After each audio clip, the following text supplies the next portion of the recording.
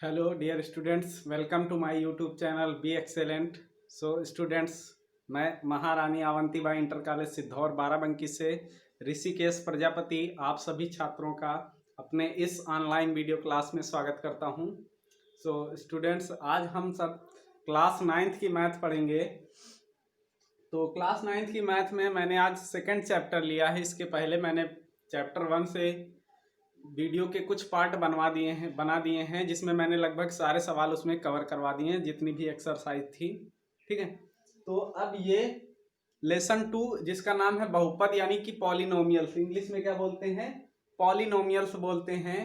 तो बहुपद क्या होती हैं, कैसे होते हैं, उनकी घातें क्या होती हैं, उनका मानक रूप क्या होता है, एक पदी बहुपद, द्विपदी बहुपद यानी बहुपद के प्रकार, इन सभी चीजों का हम इसमें विस्तार से अध्ययन करेंगे। ठीक है, तो सबसे पहले बात करते हैं हम अपने बहुपद की। बहुपद होता क्या है? ठीक है, तो बहुपद क्या होता है? एक एल्जेब्राइक समीकरण होती है या एल्जेब्राइक स्ट्रक्चर बोल सकते हैं उसको, जो इस तरह से कुछ होता है। px इक्वल टू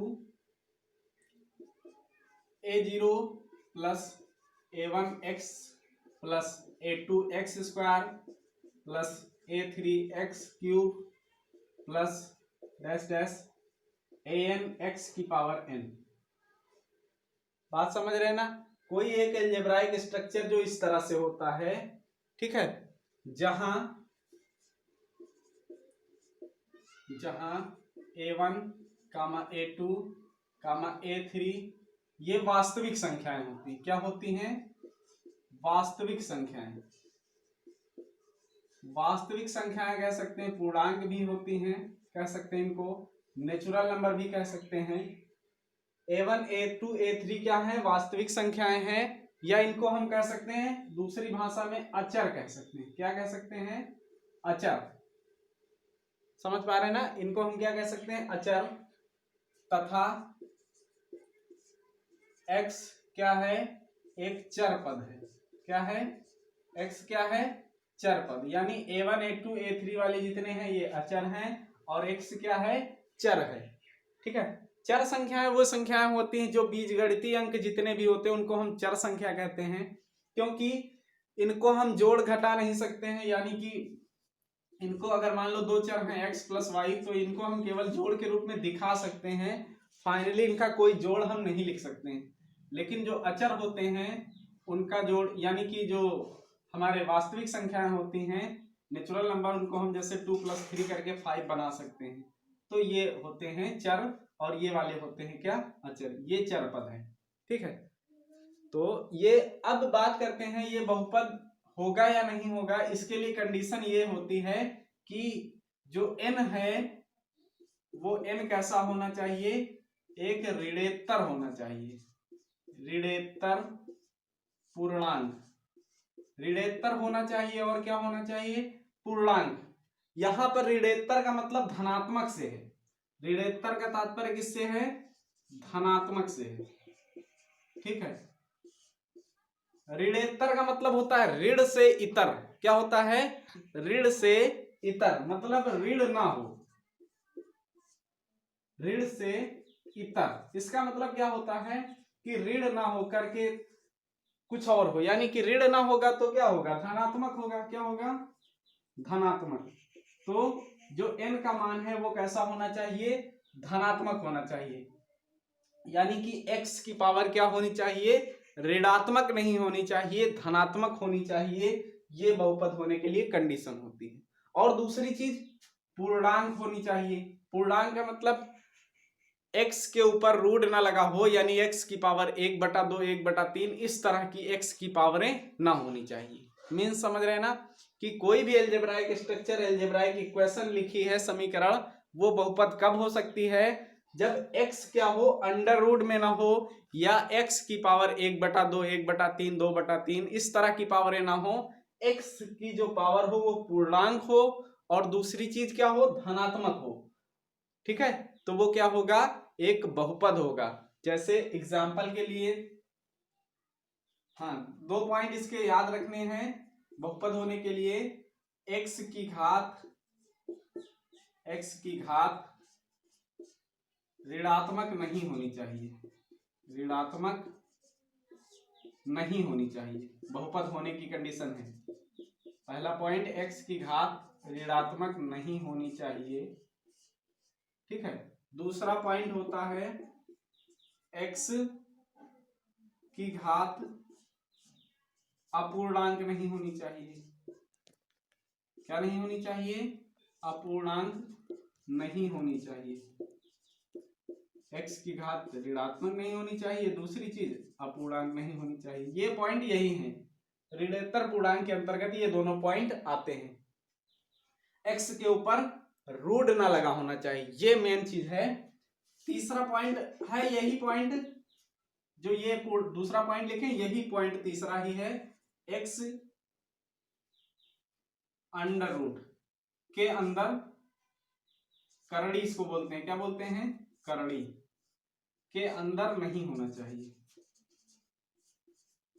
के अंदर नहीं होना चाहिए, ठीक है। तो बहुपद होने के लिए ये तीन कंडीशन या दो कंडीशन ही है, इसको हमने तीन बना दिया है, ठीक है। तो ये तीन कंडीशन आपको याद रखनी है। आप लोग कॉपी में लिखेंगे बहुपद, तो px बराबर ये पूरा स्ट्रक्चर, और जहां a1 a2 a3 वास्तविक संख्याएं हैं, तथा x क्या है? चरपद है, तथा n जो है ऋणोत्तर पूर्णांक है। क्या ऋणोत्तर पूर्णांक का मतलब? धन पूर्णांक है, ठीक है।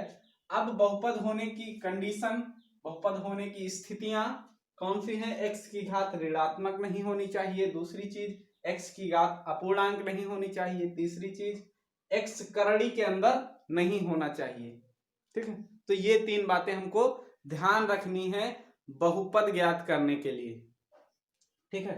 अगर अब हम एग्जांपल लें, अगर जैसे, तो x square plus 4x plus 6 बराबर 0, या इतना ही, ये क्या है? एक बहुपद है, क्योंकि यहां हम देखते हैं क्या है कि x की पावर धनात्मक है, यानी 2, यहां पर 1 और यहां 6, ठीक है। तो ये बहुपद है, ठीक है। दूसरी चीज, दूसरा एग्जांपल लेते हैं, x रूट x प्लस 4, ठीक है। देखिए यहां x के ऊपर रूट लगा है, तो ये क्या होगा? बहुपद नहीं है।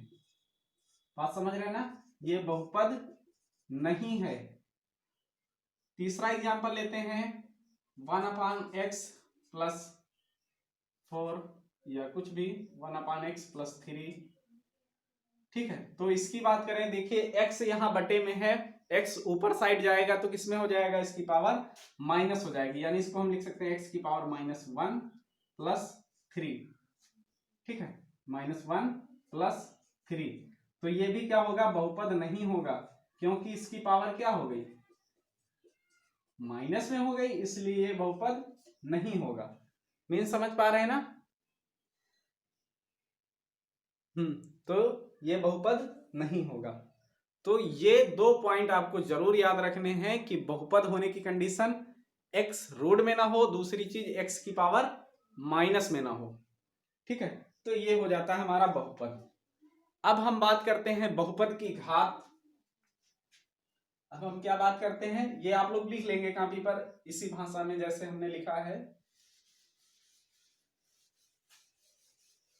अब हम बात करते हैं बहुपद की घात।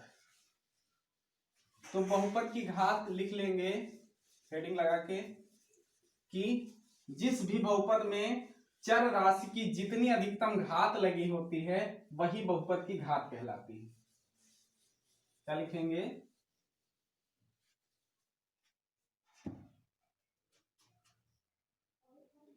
दूसरा पॉइंट डाल के लिख सकते हैं, बहुपद की घात,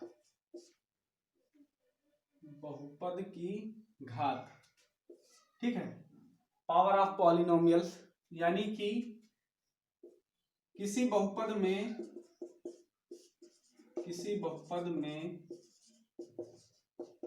चर राशि पर अधिकतम जितनी घात लगी होती है, अधिकतम जितनी घात होती है उसे ही उस बहुपद की घात कहते हैं। उस बहुपद की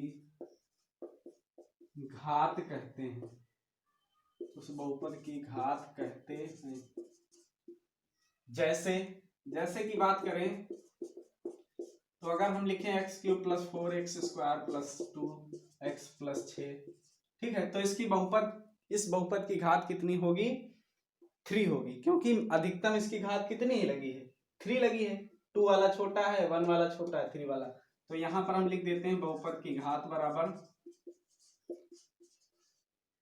बहुपद की घात बराबर कितनी हो जाएगी? 3 हो जाएगी। ठीक है, इसी तरह से अगले एग्जांपल ले लेते हैं x प्लस 2। इसमें बहुपद की घात कितनी हो जाएगी? 1 हो जाएगी, क्योंकि अधिकतम 1 है, तो घात बराबर 1 हो जाएगी इसमें। अगला कोई एग्जांपल हम ले सकते हैं, जैसे हम 2 ले लें। 2 भी एक बहुपद है, ध्यान दीजिए, 2 भी क्या है? एक बहुपद है, और इसकी घात क्या है?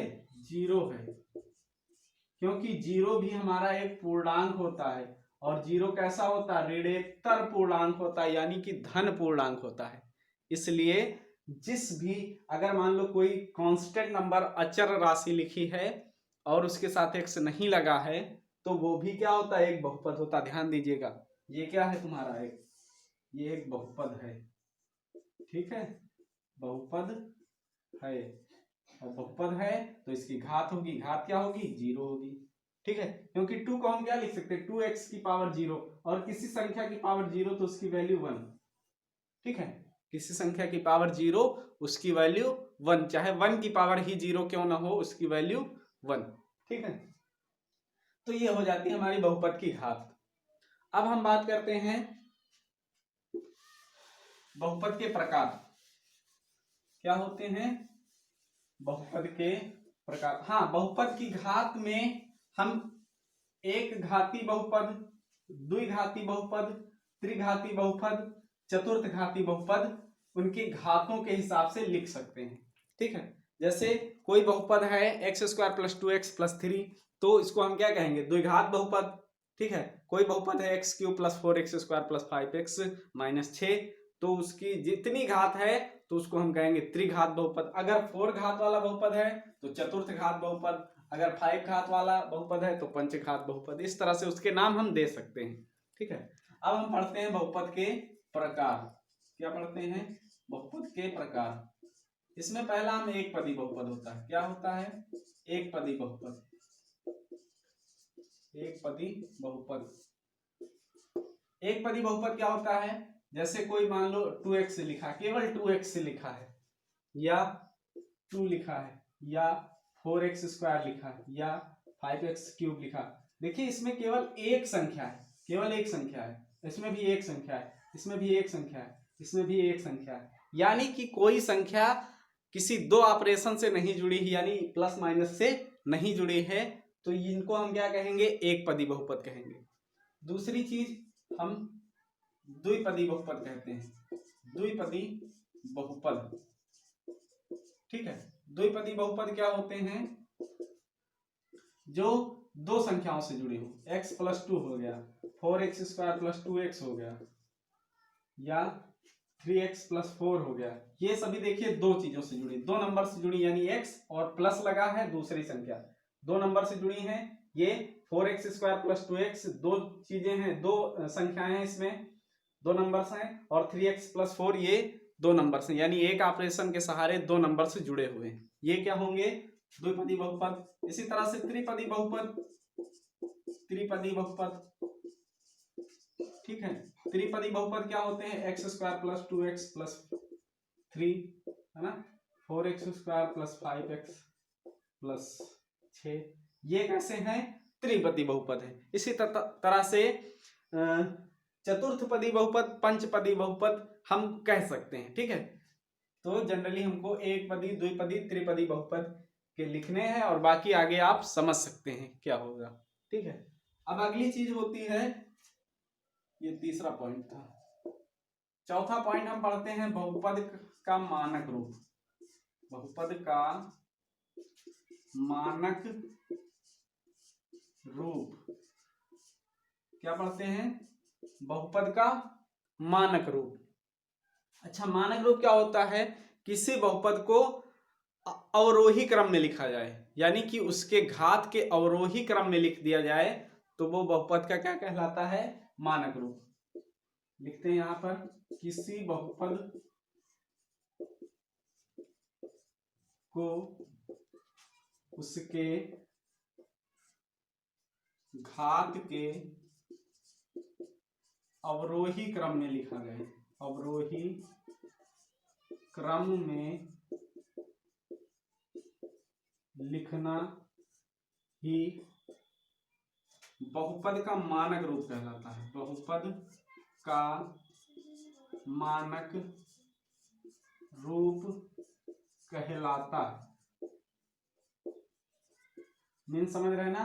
किसी बहुपद को उसके घात के अवरोही क्रम में लिखना ही बहुपद का मानक रूप कहलाता है। अवरोही क्रम में लिखना है तो उसके लिए ध्यान दे थोड़ा सा। जैसे हमारे पास कोई बहुपद है 4x² + 3x³ - 5x की पावर 4 + x की पावर 6 + 3x की पावर 5 + 1 है ना। कुछ इस तरह से मान लेते हैं बहुपद है हमारे पास, ठीक है। तो यहाँ पर देखिए x की पावर 2, x की पावर 3, x की पावर 4, x की पावर 6, x की पावर 5, यानी कि कोई पावर का कोई सीरियल क्रम नहीं दिख रहा, ना तो आरोही दिख रहा है ना अवरोही। तो इसका जो हम मानक रूप लिखते हैं, क्या लिखते हैं? मानक रूप। मानक रूप में ये कैसे हो जाएगा? सबसे बड़ी घात इसमें देखिए तो क्या है? x की पावर 6 है। क्या है? x की पावर 6, तो x की पावर 6 हो गया। फिर उसके बाद क्या है? 3x की पावर 5, यानी 3x की पावर 5 वाला टर्म हो जाएगा। फिर उसके बाद 4 वाली पावर होगी कहीं तो ये -5x की पावर 4 वाली हो जाएगी। फिर 3 वाली होगी तो +3x³ हो जाएगा। फिर 2 वाली होगी तो 4x² होगा। फिर x वाली होगी तो x वाली नहीं इसमें तो रहने दो। फिर x की पावर 0 वाली यानी 1 अचर पद, ये 1 होगा। तो यही क्या हो जाता है? तुम्हारा बहुपद का मानक रूप हो जाता है। ये क्या हो जाता है? बहुपद का मानक रूप। यानी कि बहुपद के घात को उसके अवरोही क्रम में लिखना ही क्या होता है? बहुपद का मानक रूप होता है। ठीक है, तो आप इतना समझ गए। अब आगे जो है सवाल है जो इसमें के एक्सरसाइज 2.1, ठीक है। तो ये एक्सरसाइज 2.1 बताने वाली नहीं है, अब इसी से आप लोग कर लेंगे, ठीक है। इसमें क्या पूछ रहा है कि कौन कौन से बहुपद हैं, कौन कौन से नहीं हैं। तो आपको ध्यान देना है कि अगर बहुपद है तो x के ऊपर क्या नहीं होना चाहिए? रूट नहीं होना चाहिए। दूसरी, उसकी पावर माइनस नहीं होनी चाहिए। ये चीजें आपको ध्यान देना है, ठीक है। दूसरा पूछ रहा है कौन कौन से बहुपद हैं, ये भी पूछ रहा है, ठीक है। हाँ, अगले में पूछ रहा है x² का गुणांक। हाँ देखिए, कुछ भी पूछे जैसे हाँ x² का गुणांक, जैसे कोई बहुपद लिखा है 3x² + 4x + 2, ये लिखा है, ठीक है। तो यहां पर हम बात करते हैं x² का गुणांक अगर पूछे तो x² का गुणांक क्या होगा? जो x के आगे लगा है वही क्या हो जाएगा? x² का गुणांक हो, यानी जो x² के आगे लगा वही क्या हो जाएगा? x² का गुणांक हो जाएगा। अगर इसमें ही हम बात ले लें तो x² का गुणांक क्या है? 4 है। x³ का गुणांक क्या है? 3 है। x4 का गुणांक क्या है? 5 है माइनस का, ठीक है। x6 का गुणांक क्या है? तो इसके आगे कुछ नहीं लगा यानी कि 1 लगा होता है, ठीक है। x की पावर 5 का गुणांक क्या है? 3 है। और हाँ, अचर पद पूछे तो जिसके साथ x ना लगा हो वो क्या होता है? अचर पद होता है। तो ये भी आप सवाल में आसानी से कर सकते हैं, कोई परेशानी वाली बात नहीं है इसमें, ठीक है। अगले में पूछ रहा है कि कोई द्विघात बहुपद लिखिए, 35 घात के द्विपद का और 100 घात के एक पद का एक एक उदाहरण दीजिए, ठीक है। 35 की घात वाला बहुपद लिखना है, तो 35 की घात वाला बहुपद जो लिखना है उसके लिए हम क्या कर सकते हैं? 35 की घात वाला बहुपद है ना, और द्विपदी, तो 35 यानी x की पावर 35 हम बना लें और +2 जोड़ दें या 2x जोड़ दें, कुछ भी जोड़ दें, ये क्या हो जाएगा? 35 की घात वाला द्विपदी बहुपद।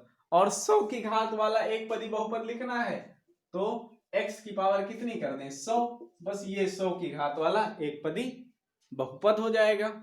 मीन्स समझ रहे हैं ना? कुछ भी पूछे कि 35 की घात वाला एक पदी बहुपद तो x की पावर 35, और कहे 1000 की पावर घात वाला यानी 1000 की घात वाला एक पदी बहुपद तो x की पावर 1000, 1000 की घात वाला बहुपद जो द्विपदी हो तो x की पावर 1000, और प्लस करके आप कुछ भी जोड़ सकते हैं, यानी कि अब जो x लिखना है उसकी पावर 1000 से ज्यादा ना हो, 1000 से कम रहे। मीन्स समझ रहे हैं ना। अगर उसने बोल दिया है कि x की पावर 1000 वाला द्विपदी बहुपद लिखिए, तो हम पहले क्या लिख लेंगे, x की पावर 1000, ठीक है। अब दो पद लिखने हैं तो प्लस या माइनस लगा के हम कोई भी संख्या लिख सकते हैं, कोई भी x वाला लिख सकते हैं या अचर पद लिख सकते हैं, लेकिन ध्यान ये देना है कि अब जो x लिखेंगे उसकी पावर 1000 से ज्यादा ना हो, यानी हम 999 तक लिख सकते हैं, कोई भी पावर x की पावर 1 2 3 4 999 तक हम लिख सकते हैं। तो इस तरह से हमारा x की पावर 1000 वाला द्विपदी बहुपद तैयार हो जाता है। तो इस तरह से हम बहुपद को लिख सकते हैं। अब कुछ सवालों में पूछ रहा है बहुपद की घात बताइए, तो बहुपद की घात आप आसानी से लिख सकते हैं, ठीक है। जितनी बड़ी घात लगी हो वही क्या हो जाती है, बहुपद की घात हो जाती है। तीसरी चीज कह रहा है कौन कौन से रैखिक बहुपद, हाँ रैखिक बहुपद जो होते हैं जिसमें घात 1 हो, क्या हो, जिसमें घात 1 हो, हाँ रैखिक बहुपद। ध्यान दीजिए, अगर ये इस तरह से कोई तुम्हारा बहुपद लिखा है तो ये रैखिक बहुपद होगा, क्योंकि इसकी घात क्या है, 1 है। और द्विघात बहुपद जिसकी घात 2 हो, त्रिघात बहुपद जिसकी घात 3, यानी एक घाती बहुपद को ही रैखिक बहुपद कहते हैं, ये ध्यान देना है। जैसे मान लो 2 केवल लिखा है तो ये भी क्या है, रैखिक बहुपद है। 2x लिखा है, ये भी रैखिक बहुपद है। जब तक पावर 1 है तब तक वो बहुपद रैखिक बहुपद कहलाएगा, ठीक है। ये भी चीज ध्यान देना है आपको। अब बहुपद की घात पूछ रहा है और बहुपद का मानक रूप पूछ रहा है, बस और कुछ नहीं पूछ रहा है। मीन समझ गए। तो इतने सारे फैक्ट इसमें पूछ रहा है सवालों में, और उम्मीद करता हूं कि आप लोग अगर इसको अच्छे से देखेंगे इस वीडियो को तो ये सारे सवाल अटेम्प्ट कर पाएंगे और अच्छे से लिख पाएंगे उनको, कि क्या होता है बहुपद की घात, क्या होता है मानक रूप, और क्या होता है एक पदी बहुपद, और क्या होता है रैखिक बहुपद, ठीक है, और क्या होता है बहुपद। तो ये सारे फैक्ट आप लिख पाएंगे, ठीक है।